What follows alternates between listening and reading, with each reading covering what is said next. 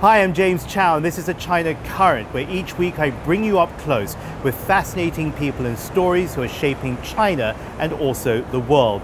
If you watch the Oscars, you would have seen Bao win for Best Animated Short Film, the story about a mother who misses her son and then makes dumplings. Bao means dumplings in Chinese, and dumplings are getting a new showcase over in London. The global chain Din Tai Fung has opened up a new dumpling restaurant there. We sent Ming Liu, the writer for the New York Times and the author of the fantastic novel Our Man in China, to go and explore the cultural significance of dumplings. Ming said yes, and this is what she told us.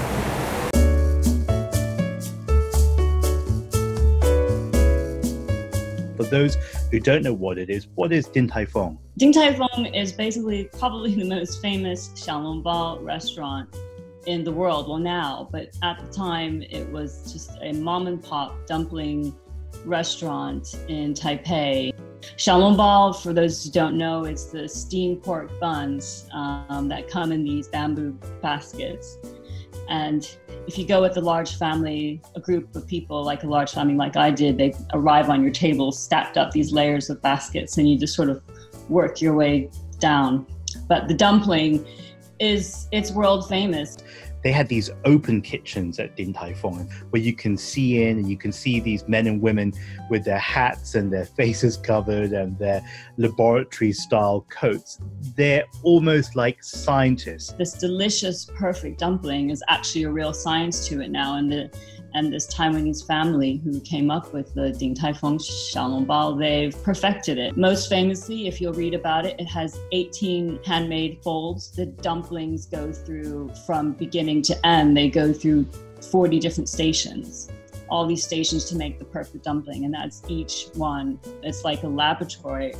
Today, as you said, 150 restaurants globally. The newest of those, which is over in London. And I'm absolutely thrilled that there's a Din Tai Fung on my doorstep. It's going to change my life in London. I know that sounds very dramatic, but it will, because it's a taste of home. It's a taste of my childhood. I think lots of people do weirdly have childhood memories linked to food or linked to a smell or a memory in their kitchen with their grandmother or their Shared plates is now having a revival in non-Chinese cuisine. It's seen as something trendy and fashionable, but the Chinese have always had shared plates, so to speak. I think that whole act of turning the lazy Susan and looking around the table to make sure that someone's chopsticks aren't stuck in a plate or a bowl before you turn it and spin it away, it really makes you conscious as a diner. You have to be conscious of other people around you when you're eating. I know that sounds a bit odd. If you were to design a meal tonight with all your favorite Chinese food on one table, what would you pick? Oh gosh, that's really hard, James. I mean, obviously rice, obviously noodles. I mean, there's the staple carbohydrates you just have to have. Xiaolongbao, because we're talking about it. Take us back to those years in the early 1990s when you were there with your extended family.